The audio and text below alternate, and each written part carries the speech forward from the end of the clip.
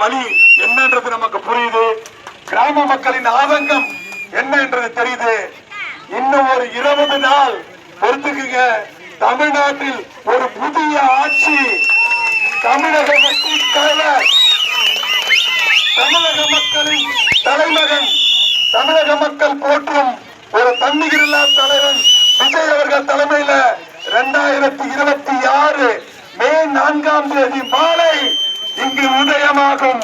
அப்போது தமிழகத்தில் உள்ள ஒட்டுமொத்த மக்களும் ஒரு நேர்மையான, லட்ச லாவண்யம் இல்லாத, பெண்களுக்கு பாதுகாப்பான, ஊழல் இல்லாத ஒரு ஆட்சி இங்கு அமையும்.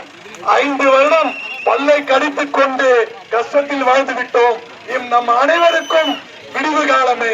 இந்த வீரபாண்டி கிராமத்தில் ஒரு அற்புதமான, ஒரு முக்கியமான தெருவான ராமச்சந்திரன் தெருவிற்கு தமிழக வெற்றி கழகத்தின் சார்பாக சில வாக்குறுதிகளை வழங்க இருக்கிறோம்.